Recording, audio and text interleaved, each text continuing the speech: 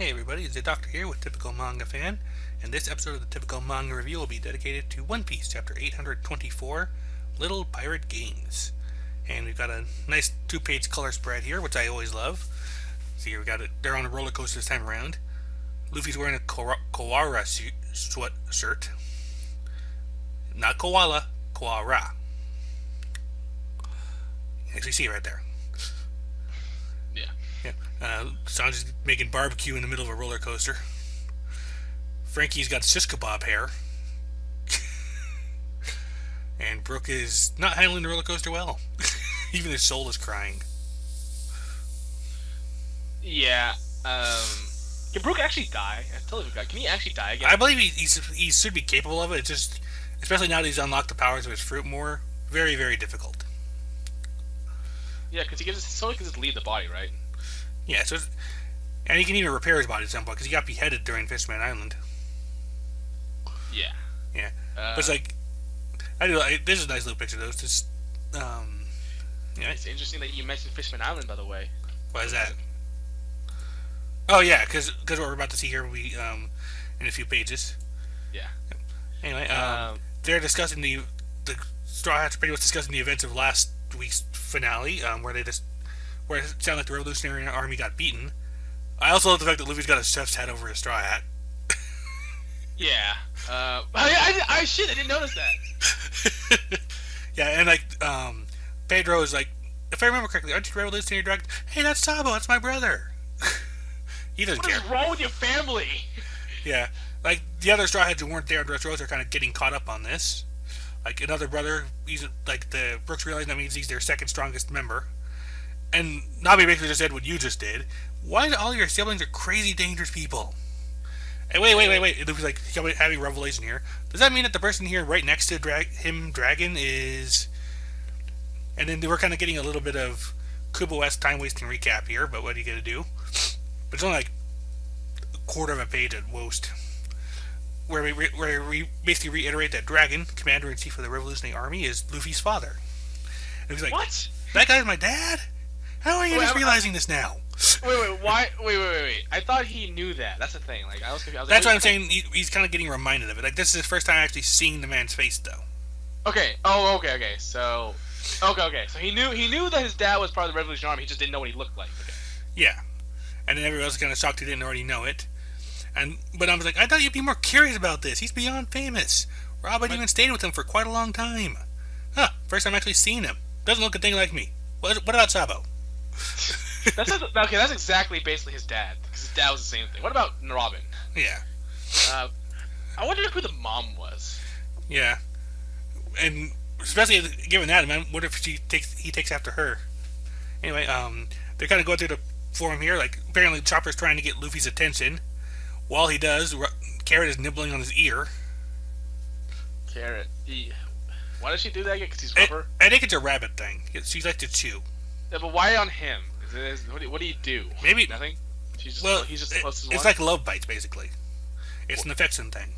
I know, but why? Is she just? Because she's doing it with everyone. I mean, for that scene, though, it's just because he's the closest one to her. Quite possibly, or maybe you're right. Maybe because he's rubbery, he's chewy. Anyway, so they're going here. Like, according to the paper, they had some unidentified intel, some anonymous intel. They were able to locate the Revolutionary Army headquarters. But by the time Marines and Cypher Pole arrived, Blackbeard pirates had already just busted up the place. And Luffy recognized that name immediately. Yeah, so basically he said, oh yeah, it probably has something to do with, actually, is it pronounced Jesus or Jesus in this one? Because I know if you listen to it in Japanese, they specifically say Jesus Burgess. That's okay. Why the Toonami dub, I think, even said like Jesus instead of just Jesus. Why can't they say Jesus? Jesus is ridiculous. There's a dad. It's, I don't know. It's like the same reason you can't name a kid Jesus, probably. Yes, you can. Well, it wouldn't be a good idea. They do it all the time in Spanish. Yeah, but that's not the same thing. Well, that's because the pronunciation is different because of the language, but it's still to them it's the same thing. Right, but that's my point. The pronunciation makes the difference, at least for us, for English-speaking areas. For English speakers, I'm saying for I think the ridiculous thing is that what's wrong with it's just a reference. It's not saying anything about it. It's ridiculous. Religion is not the best place to go to is to expect rational, clear thinking. So I think we can just move past that.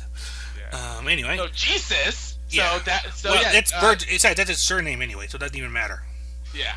So, but Japan, because of Japan, we say it really weirdly. Can we actually even say like Luffy D Monkey? That just sounds wrong. That doesn't sound right. Only because we're so used to Monkey D. Luffy by now, I think.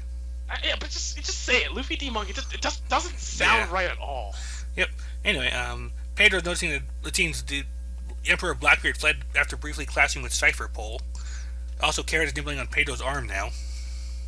And yeah, so she's doing with everyone. But so they said they mentioned like look, if he was killed or even captured, or if they were killed or even captured, then we wouldn't know about that because that'd be a big thing. Yep. But the fact that they aren't means that they don't have that. They don't have them. And Chopper finally gets everyone's attention to point out that the ship is on fire because Luffy forgot to get out the stove. I feel like Chopper should have tried a little harder. Yeah. I feel like he just said like the word fire at some point. It's like. And considering that half the people on the ship can't swim, big deal. Yeah. Also, that wood is expensive. Yeah. Well, it's only the keel that's made out of like the actual special wood. Well, everything else is fairly normal. This ship is still hell of expensive. I mean, it'll be hell of hard to replace that. So. Yep. And then the bad news is the ship is on fire and they're about to head into a storm. The good news is the rain will put out the fire. Yay! Like now we're like, there's nothing yay about that. I was like Carrot's reacts like she has no idea what's going on because apparently she's never been in the middle of a lightning thunderstorm. Is that Electro? What the hell? Remember the minks can do like electric stuff. Oh yeah. So she's thinking of that. Yeah. So yeah, there's a giant mink in the sky that's angry at you. Yep. Oh, to be honest, a lot of people think that. So we kind of briefly go back to Zoe, where Rhonda is learning that Carrot has gone off. Like, why didn't you mention this earlier? She's saying to the Bariete, the monkey. I'm sorry, I wanted to, but Carrot said that if I told anyone, they'd stop her. And it would have been Wanda noticed a couple of bananas behind his back and realized he got bribed. And I like there's a pointer, like. Yeah. Like, but she forgets him. Yeah. Because she's like, oh well, I'm glad I learned sooner rather than later. Yeah, because she was actually starting to worry about where she. Yeah. If she's with Luffy, then she'll be okay, and she's actually starting to worry, so now she doesn't have to. And it's also she can defend for herself. I mean, she basically like almost mauled Luffy. Yep. So, yeah. And Duke Dogsworm does not want to like necessarily get some rest on here. Like he's come to the assumption that their enemies have probably have a Vivre card leading them to Zoe, and he wonders how in the world they have their hands on such a thing. And I think it might have just occurred to me, but I'll get to that in a moment. I can only hope it was lost along with their ship when Zenitsu sunk it. It just occurred to me. I wonder if they got it from Odin, or from his like belongings or something. That would make sense because he might have a Vivre card for Cat Viper or Dogstorm. Wait, Odin as in Momonosuke's father. Oh yeah, you're right. Yeah. Anyway, Oh yeah, Odin. I think that Odin as in the Norse god. I'm like, no, Odin. Yeah, as in the soup who the man is named after. Yeah. So as we turn, they'll say like he'll probably come back, and then as it turns out, there's somebody right in the sea, on the floor of the sea, and that's Jack. Yep. Who turns out to be a fisherman. Yep, which is presumably the reason he's able to survive, though he's kind of stuck where he is at the moment. Like, I don't know. So he can become a gigantic mammoth. Because of his ability, is that something worth giving up? Because they're aren't they supposed to 20 times stronger in the sea or something? That's a tough thing to say. Like you're assuming he ate the fruit intentionally, because that's always a possibility. He didn't even know he was eating at the time. Because we know a few cases like that, like Luffy for example. So basically, so being a fishman can kind of negate the problems of half the problems of basically the devil fruit, which is that. While they also cannot move, they won't die. At least we saw this kind of thing with Vanderdecken too. Yeah, they won't drown is a better word. They can still die, I guess. Yeah. We saw this with Vanderdecken as well back in Fishman Island. Like he had to have like a bubble coating around him so he could actually move around without problems. I'm actually curious to see what the fishmen think, like what his relationship with the fishmen are, like because we know a lot about the Arlong pirates, we know about with Jinbei, but I'm surprised that they never mentioned Jack.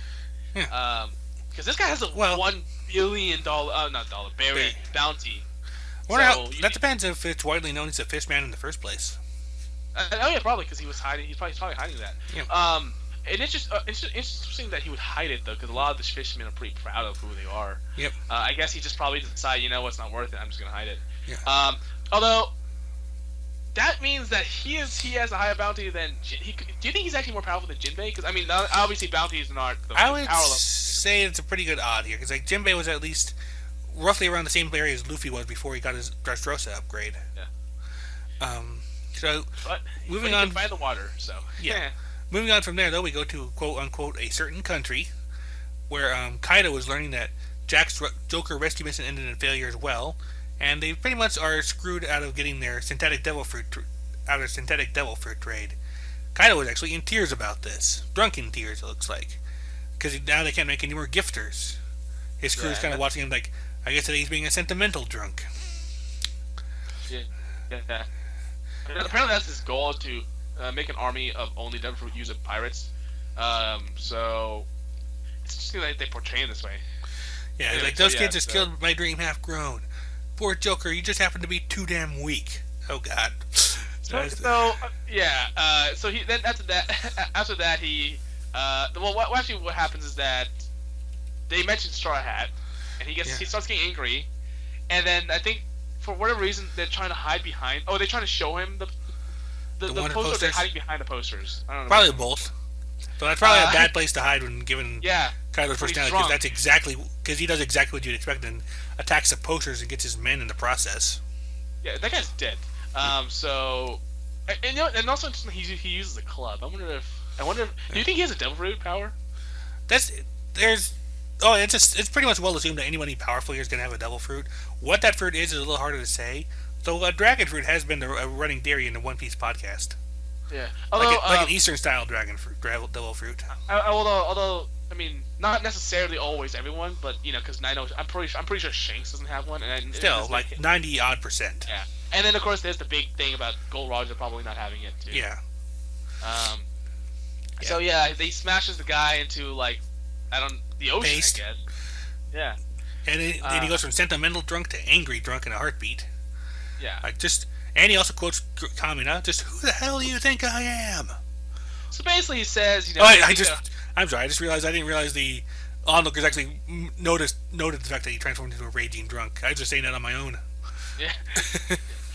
Yeah, I'm actually surprised. I thought you were actually reading that, but yeah. No, that was just dumb luck. I was not paying attention. So he starts saying, you know what? Just because they're from the Supernova 11 and they beat two Shichibukai or whatever. Worst generation specifically, but yeah. Oh yeah, well yeah. But the Supernova 11 are part of the worst generation, so I'm assuming. Yep. Are they actually? Aren't the Supernova and the worst generation synonymous with each other? Largely, though the worst generation also includes Blackbeard. I thought he was actually part of the Supernova 11. No. He was, like an unofficial member. No, he is not part. The Supernova 11 refers to the rookie pirates who were on Sabaody. But Blackbeard was never part of that. So I know that, and I originally thought that too. But I remember reading somewhere that he was actually supposed to be. He was actually grouped up with them for some reason. He is not. I mean, he was a warlord at the time they were introduced. I mean, like I said, the 11 Supernovas are specifically the 11 pirates, Luffy, Zoro, and the others, who had bounties over 100 million at the time they reached Sabaody. Blackbeard never had a bounty in the first place. Yeah. His membership is included. He is included in the membership of the worst generation.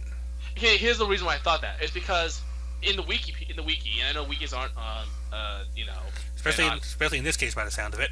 They say that the worst generation is a term that refers to the 11 top rookie pirates, with bounties of over 100 million berries. Right. And whom are denoted as the 11 Supernovas along with Yonko Blackbeard. So, right. So the 11 Supernovas along with Blackbeard. Okay, I got you. So yeah, I must have misread it then. Yeah. So it's basically Supernova 11 and Blackbeard. That's basically it, though. Yeah. And moving on, though, Kaido's like Straw Hat Luffy, Trafalgar Law. Like, all they did was take out a warlord or two. Now they think they're hot stuff. They should be well aware they stuck in their nose into my dealings by now. You tell them. Go on, tell them. You idiots better run, because up until now you've simply been playing little pirate games. And we see, like, a beat-up Captain Kidd in the cell there. And this is supposed to be... Which actually proves, remember last week or so, there was supposed to be, like, a sighting of his leg in the cell or something? Yeah, but was it in the cell? Well, at least beaten up or like lying down. Yeah, maybe, probably. And he's talking to a room with bars on it, so he's definitely in the cell now. Yeah. So this is a big deal because okay. So I think as I predicted, I think I said something like how Eustace might be like the only one who decided never to not give in, and that maybe being part because he's actually one of the stronger members of the Supernova 11. If if you take out, he had a higher bounty than Luffy, and he actually did have a high bounty after the time skip, if I remember correctly. It was Luffy just got over him again. So he's definitely like one of those dark horses. Yeah, he was attacking Big Mom at the end of Fishman Island too. Yeah. So so basically the three. I mean, obviously they kind of foreshadow it, but the three top members of the Supernova 11 were Luffy, Law, and Kid. And the fact that Kid's beaten up is kind of like a whoa shit. This guy should not be. Oh, that's true. I hadn't thought about that, but you're right. Luffy, Law, and Kid were kind of like the top three, or at least they were associated together. They were associated together. Yeah, they were the associated, and they fought together. And I do know that Kid and Luffy had the highest bounties. I don't remember if Law had the third highest. Yeah, I don't know if it's the third highest bounty, but yeah.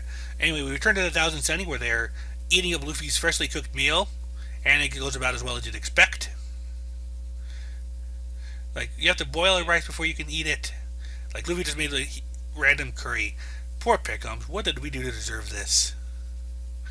Like, even Luffy can't stomach it. He's the one who made it. And it gets even better. Like, number one, Nami, like, someone there, I'm assuming Nami's like, Sanji would be so mad if he saw how much food got wasted. You know what? You know what'd be funny? Do you think it'd be funny if Luffy was actually really good at cooking? I think it would have been funnier. Like, not maybe really good, like, not like Sanji good. But at the same time, he's at least cooked meat on fire. You'd think he could at least do that. Yeah, wait, this one where there's nothing but bone. How does that happen? I don't know. Like, it's like it's just nothing but bone. Like how do you mess that up? You just take the meat off and you cook. Like, okay, this guy clearly doesn't know how food works. Yeah, but that's very clear by the next panel here because like he makes it. Apparently, while Luffy may not be a great cook, he is a perfectionist. Like, he messed up a bunch of times, so he ended up using all the food they had to get it right. Wait. He says he messed up a bunch of times. So if that's the one that he said was okay to eat, okay to serve, then what the hell were the other times? I kind of like the idea that maybe like the ones he messed up actually would have been edible.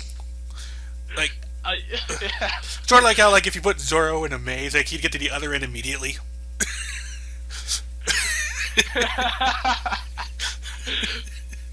But if it's like a straight line, it's like, where the hell am I?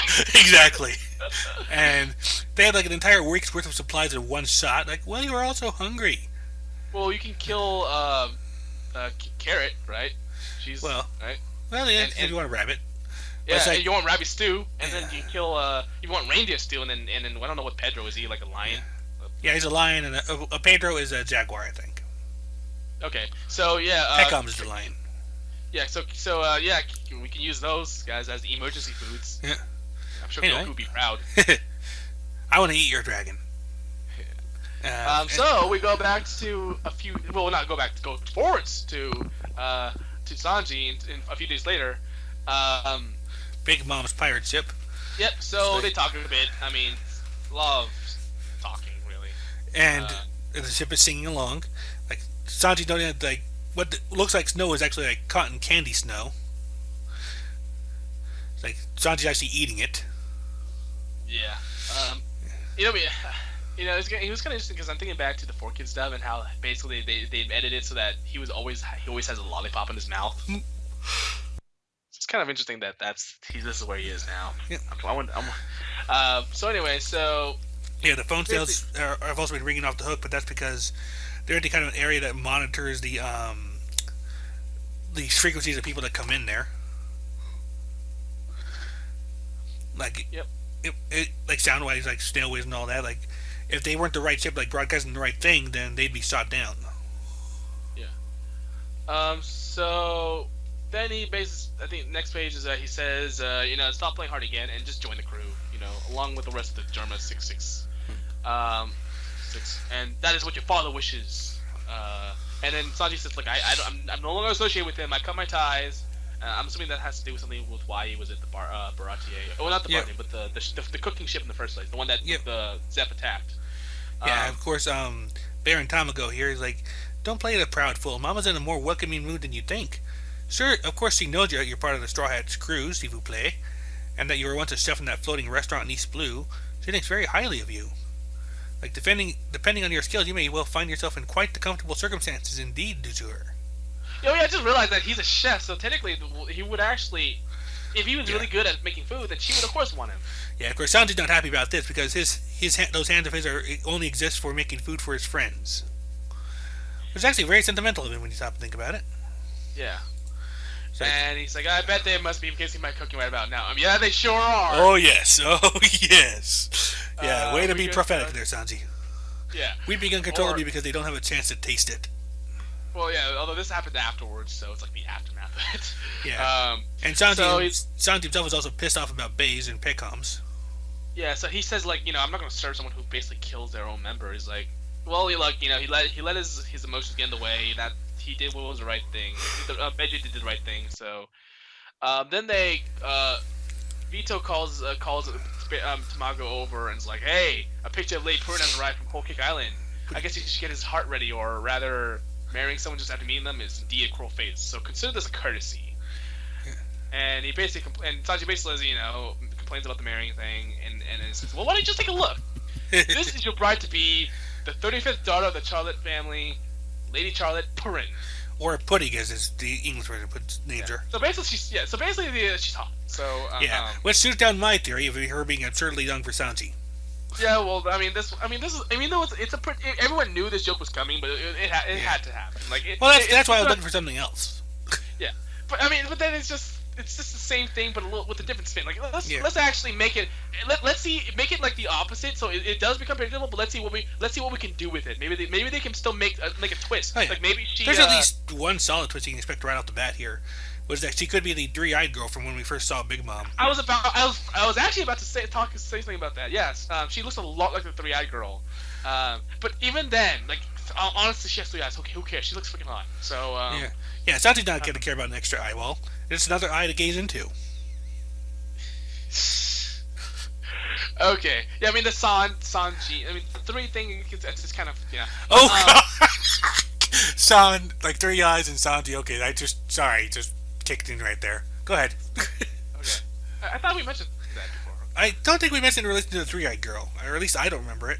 Well, I swear I did. I guess we just forgot. I might have forgotten. Yeah. Yeah. So maybe another thing is that she ends up being like a horrible person. Because she looks like an angel in this picture, but that's don't judge everything. Don't judge people by their appearances. She's her mother's daughter, basically. Yeah. Or maybe she.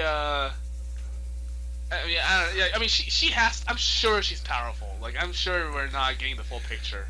Ironically that I say that. Yeah, I was gonna say yeah. Full picture.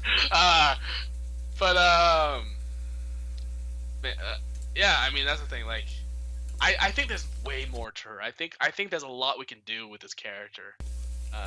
And maybe this is one where she's such a mean person, or even though she's pretty, there's something about her that just makes Sanji like, oh my gosh, no, get me away from her. She's a picky eater.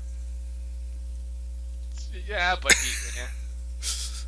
Sanji's a great chef. Even if she was a picky eater, I'm sure she would enjoy some of it. Yeah. And I don't know.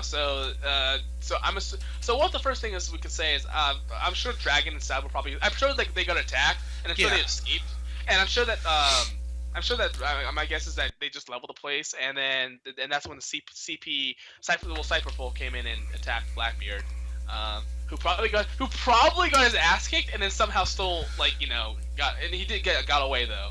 That's the thing. Like, Blackbeard always gets his ass kicked at first. Yeah, like, we don't know exactly. Yeah, we don't know how that fight actually went down. Like, we don't know what actually happened right there. Yeah. The other thing, though, Blackbeard, you don't actually have to be that powerful to beat a Blackbeard, but you can't win the fight. That's the thing about it. He just keeps coming back up. It's like Askin. You don't actually have to be powerful to beat him up. It's just he just keeps getting back up. It's a Bleach reference for you. Yeah. Okay, I think that's about it for One Piece. Yeah, this is mostly like this is one of the progressing chapters. Did it say that we have a chapter next week or a break next week? Did you see anywhere? Yeah, it's Golden Week apparently. Okay, so there probably won't be any manga next week then. Yep. That's basically the Japanese equivalent to spring break. Yep. All right. In that case, we might be doing something else that week, but for now, like I said, it's mostly been a progression chapter, like just kind of moving things from one side to the next. Like, we got the crew moving along. We got the little check-in with Sanji, get a little check-in on Zoe, a little check-in on Jack. Yep. Okay, so there's a possibility that your little what you want from Jack, the fight with Jack, like how the samurai come back and attack him. Yeah. Okay, I wonder I wonder how big of a deal the other two calamities will be. Because I know that we don't want to gloss over the Yonko too quickly, but I don't want to drag out. Well, precursor fights. Everything at the same time, though, everything we've seen so far is that these Jack, Kaido, and everyone at their levels like a whole new level of power, and a whole new playing field we're getting into here. Because even as obscenely powerful as Doflamingo was, like it wasn't so outside of belief for us here. Because like we knew the warlords were powerful characters, and we knew like Luffy was at that point now. Yeah, we have gone a little bit of Yonko before. I mean, we saw Blackbeard before he became the Yonko, so I mean, probably wasn't as powerful as he is now, but he was still pretty powerful. Then we had Blackbeard, but he was kind of old. Well, not kind of. He was pretty old. What did I say? Did I say Blackbeard again? Yeah. Oh, okay, Whitebeard. Yeah, we had Whitebeard, who was old, so he wasn't in his prime, but you could still see that he was basically like beating the shit out of a lot of the admirals. Still, but he was not invincible though. Like they made that point very clear. Like he was not invincible. Then there was Shanks, who lost his left arm. That was his good arm too. So he's basically kind of like not the way he used to be, but he's obviously very powerful. So we've actually been exposed to Yonko, but we've never been exposed to fully like non-injured, not in their prime Yonko, So that's because that this Blackbeard it was before Blackbeard officially became as powerful as he is now, and it was after Whitebeard got old and Shanks lost his arm. So now we actually get Yonko who are actually like in their prime and fully you're right. You're right about that. I didn't quite thought about that, but you're right. It's like the warlord, the emperors we have seen, like Shanks and Whitebeard. We know they're powerful, but at the same time, you're right. They're not at full strength. And there also never will be, because you can't turn back time, and also you can't grow back an arm. Not without maybe like a lizard devil fruit or something. Yeah, that'd be a little devil fruit, and I feel like you would, And I feel like Shanks should keep his status as. Well, yeah, he doesn't. He definitely doesn't have a devil fruit because he can swim. So yeah, so he doesn't have a devil fruit. So I like for him to keep that status, kind of like be kind of like the successor to Gold Roger in that sense. Yep. So yeah. Yeah. So at that point, I think we're good to go here. Like I said, it's been our review. I do like that we got to see a little bit more of Kaido though. That was actually himself, like the man himself. Yeah. We were always talking about him, from third person every single time. It's nice that we actually see him be there, because we always got like, oh, he's the lieutenant, he's this guy. You know that feeling where you're just like, it's okay, we get it. He has all these lieutenants, he has all these people. Let's get to the actual guy. Yeah. And so I will say though, it sucks to be a fisherman who can't swim. Yeah. We saw that with Vanderdecken too, but yeah. Alright, so that's been our review of One Piece, chapter 824, Little Pirate Games. Go ahead and take us away. Bye.